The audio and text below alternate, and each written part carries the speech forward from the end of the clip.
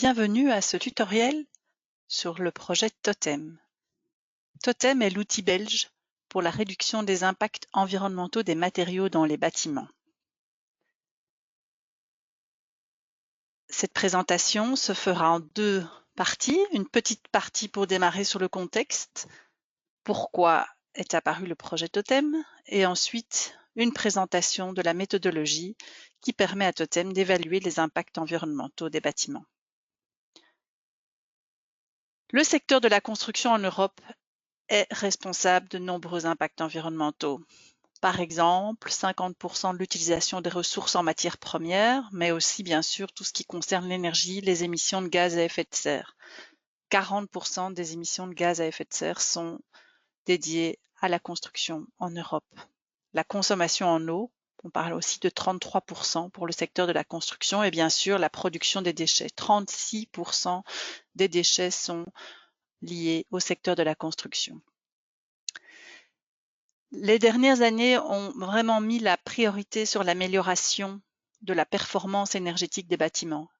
Et donc, une évolution des impacts a été liée au fait que les bâtiments non isolés, qui étaient principalement consommateurs d'énergie, sont maintenant des bâtiments plus performants. Ce qui veut dire que pour atteindre cette performance, cette haute performance dans les bâtiments, on a aussi augmenté la quantité de matière.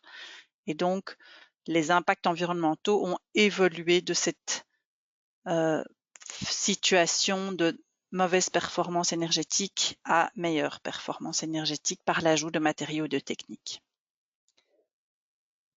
Totem.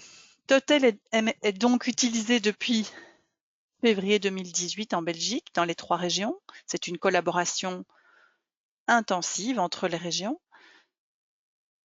Il est utilisé gratuitement via l'URL www.totem-building.be et pour le moment, il est utilisé de manière purement volontaire. Pas de régulation, pas de réglementation actuellement. Il est utilisé dans un premier temps pour analyser, voir un petit peu où se trouvent les impacts environnementaux des matériaux et des différents bâtiments d'un projet. On fait donc une analyse sur le cycle de vie. On intègre dans cette analyse les impacts énergétiques, les impacts liés à la performance énergétique. On utilise Totem ensuite pour améliorer le processus de conception, le but étant de réduire les impacts environnementaux. Et on utilise Totem également comme un cadre permettant de faciliter certaines décisions. Avec des arguments objectifs, on va pouvoir orienter les choix d'un concepteur, d'un client, d'un chercheur pour une étude, etc. Le public cible principal de l'outil Totem, ce sont les concepteurs, donc les architectes, bureaux d'études, mais également les autorités publiques qui peuvent aujourd'hui se baser sur ce cadre pour éventuellement des appels à projets, des marchés publics, etc. Bien entendu, sont liés directement au projet les fabricants de matériaux avec qui les régions collaborent depuis le début pour bien refléter dans l'outil Totem et la méthodologie les réalités du secteur. Et bien sûr, les chercheurs et les étudiants qui sont impliqués très fort depuis le début également dans le développement de l'outil et de la méthode. Voilà pour le contexte. Au niveau de la méthodologie, l'évaluation des bâtiments, en tout cas des matériaux dans les bâtiments, est faite, comme on l'a dit, sur la notion de cycle de vie complet. Un cycle de vie dans Totem est un paramètre fixe de 60 ans.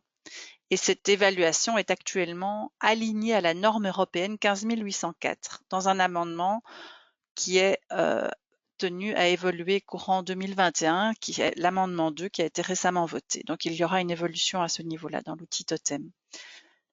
Alors, l'analyse de cycle de vie. C'est bien un cycle complet qui comprend d'une part l'extraction des matières premières et leur transport jusqu'à une usine.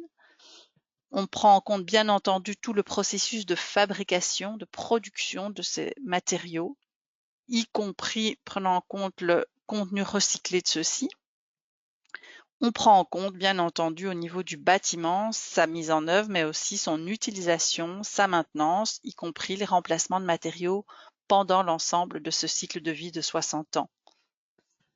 Cette norme européenne, la norme 15804, est au niveau des matériaux. On a également une norme qui concerne l'évaluation sur le cycle de vie d'un bâtiment, qui est la norme EN 15978. Ces deux normes transposent ce cycle de vie en une nomenclature bien spécifique qui reprend, comme on le voit, la production, la construction sur site, l'utilisation et maintenance et la fin de vie d'un bâtiment. La norme actuelle couvre donc ces modules-là. Concrètement, dans Totem, sur base de cette norme, nous proposons une modélisation de matériaux, d'une part neufs, issus donc de l'usine, mais également des matériaux de réemploi, soit issus du chantier, soit issus d'une filière de réemploi. Mais aussi, on peut modéliser des matériaux qu'on conserve sur le chantier. Concrètement, un matériau neuf issu de l'usine va être lié à des impacts pour l'ensemble de son cycle de vie.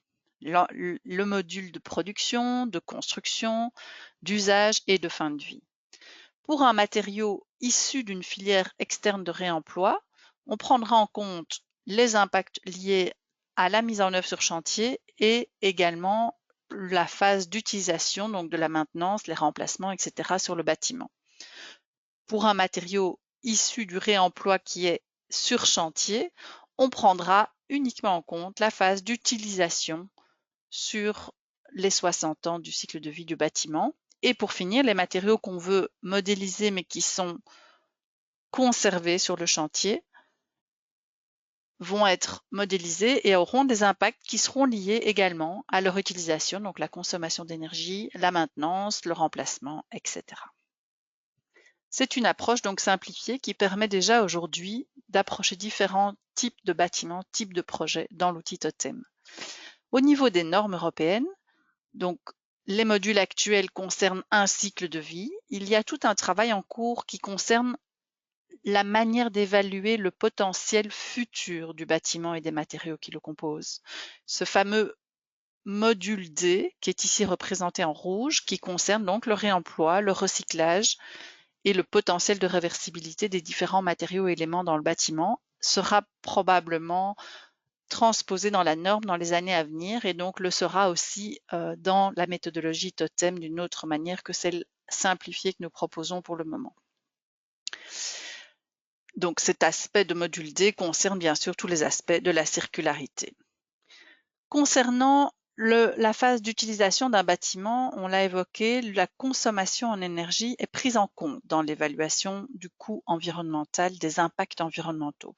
C'est aussi d'une manière simplifiée qui permet, sur base de la composition des éléments qui composent l'enveloppe d'un bâtiment, donc on va évaluer les pertes par transmission pour ces éléments, et sur base de ces pertes par transmission, qui sont donc évaluées par la valeur U de cette paroi, on va faire une extrapolation des besoins en énergie pour le chauffage de ce bâtiment-là.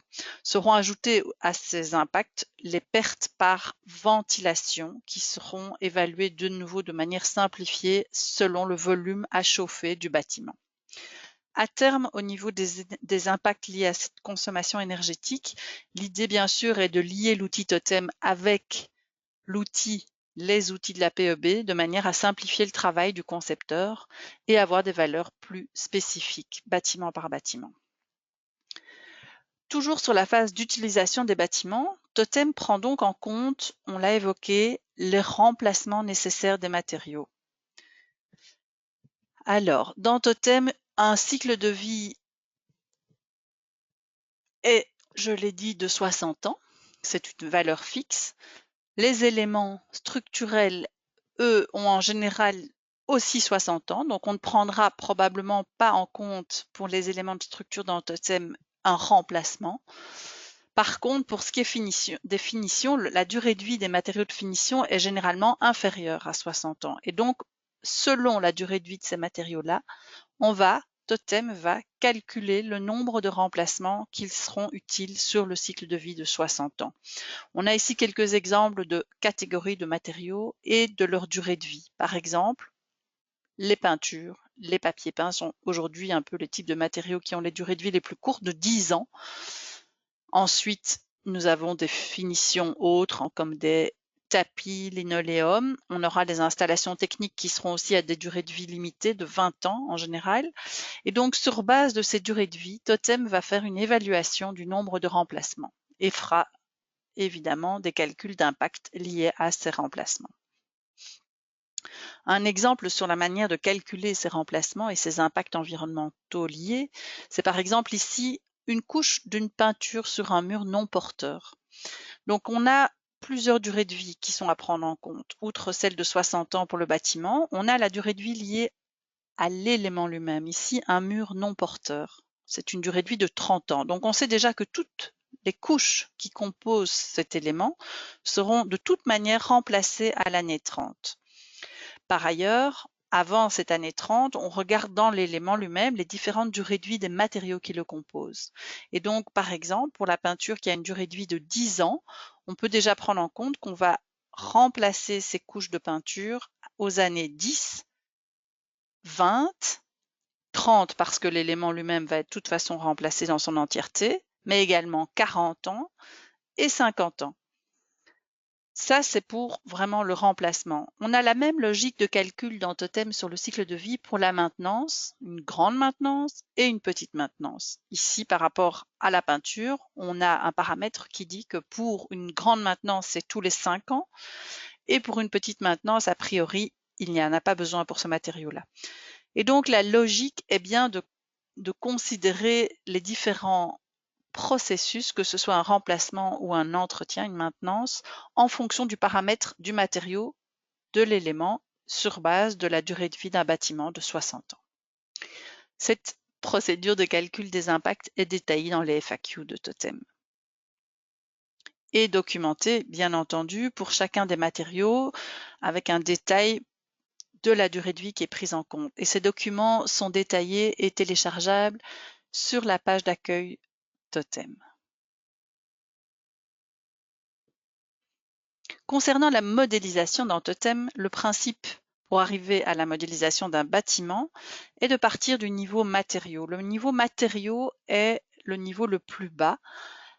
Il est ensuite modélisé par nos soins dans l'outil Totem déjà pour devenir un composant, c'est-à-dire un matériau avec sa mise en œuvre. C'est à partir de là que l'utilisateur va travailler sur base des composants qui incluent donc déjà leur mise en œuvre. Un mortier pour une brique, une colle pour un isolant, une fixation mécanique, etc. Et donc sur base de ces composants, l'utilisateur va créer ces éléments et avec plusieurs éléments, il pourra composer un bâtiment.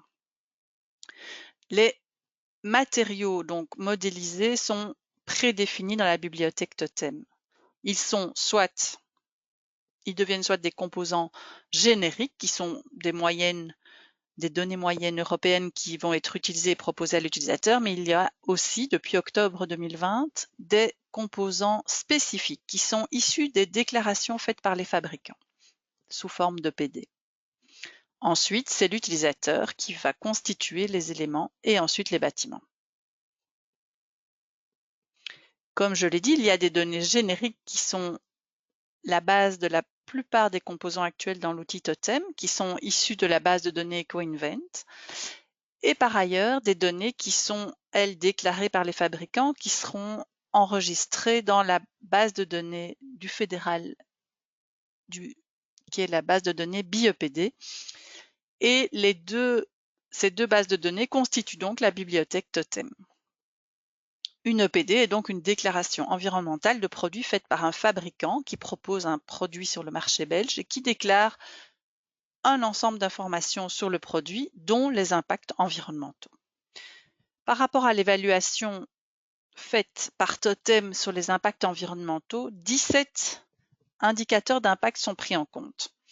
C'est un premier groupe d'indicateurs qui sont issus de la norme européenne, qui sont des indicateurs obligatoires dans la norme depuis plusieurs années, qui concernent les indicateurs de réchauffement climatique, les problèmes de la couche d'ozone, les problèmes d'acidification, eutrophisation, etc.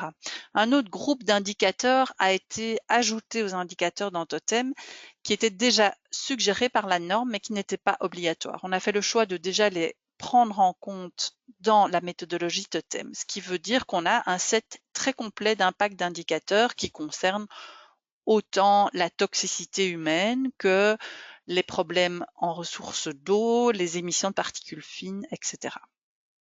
Pour chacun de ces indicateurs d'impact environnemental, il y a donc un recensement qui est fait tout au long du cycle de vie d'un matériau. Et donc, pour chaque indicateur, on aura une unité. Par exemple, pour le réchauffement climatique, qui est un indicateur qui est donc bien entendu obligatoire dans la norme depuis longtemps, cette unité sera donc le kilo équivalent CO2, etc. Pour l'ensemble des indicateurs, on va avoir une unité spécifique qui sera donc distincte d'un indicateur à l'autre. Pour Totem, pour permettre à l'utilisateur d'avoir une vraie amélioration de son projet sur base d'un score qui soit interprétable, nous allons monétariser l'ensemble de ces indicateurs d'impact environnementaux.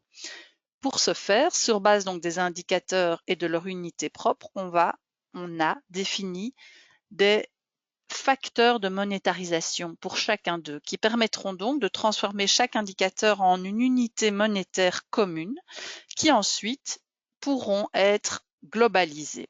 Par exemple, donc les kilos équivalents CO2 qui correspondent à l'impact réchauffement climatique vont être multipliés par une valeur monétarisée de 5 centimes d'euros par kilo équivalent CO2. Et donc cette valeur, ce facteur de monétarisation représente le coût que la société devrait payer pour remédier à l'impact du réchauffement climatique pour 1 kilo équivalent CO2.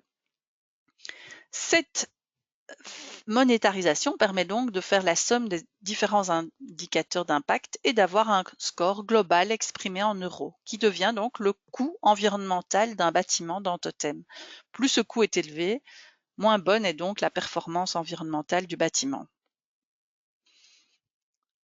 Une autre donnée importante de la méthodologie d'évaluation dans Totem concerne l'unité fonctionnelle.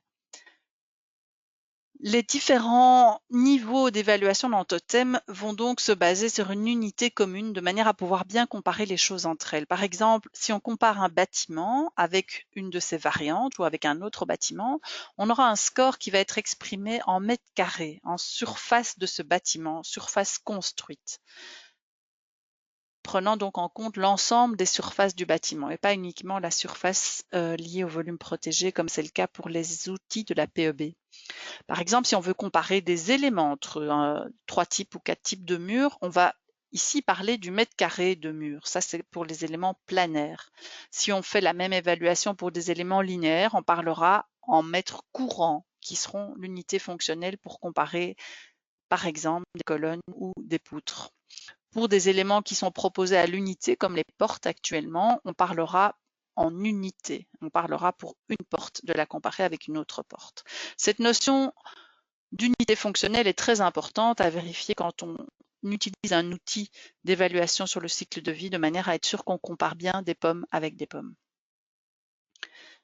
Le calcul de la surface, par exemple, pour un bâtiment est très important vu que le score environnemental du bâtiment, qui est donc constitué de la somme des scores de tous les éléments et donc des matériaux qui composent ces éléments, va être ramené au mètre carré construit du bâtiment. Il est donc vraiment conseillé de regarder quand on modélise un bâtiment dans Totem, comment nous conseillons d'évaluer cette surface de bâtiment. Et une FAQ spécifique permet d'avoir le détail de cette surface chauffée, de cette surface de bâtiment construite.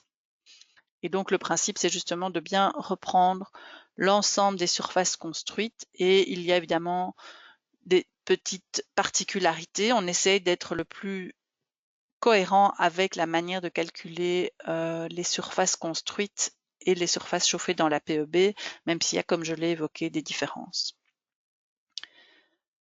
Par rapport à cette méthodologie que nous avons vue de manière assez rapide, 2 publications sont vraiment importantes. Une, la principale, qui est vraiment celle qui détaille l'ensemble de la méthodologie. C'est une publication évidemment disponible sur le site de Totem. Et une seconde qui concerne les choix qui ont été faits sur la monétarisation dans la section documentation de la page d'accueil de Totem. Un grand merci pour votre attention. Bonne journée.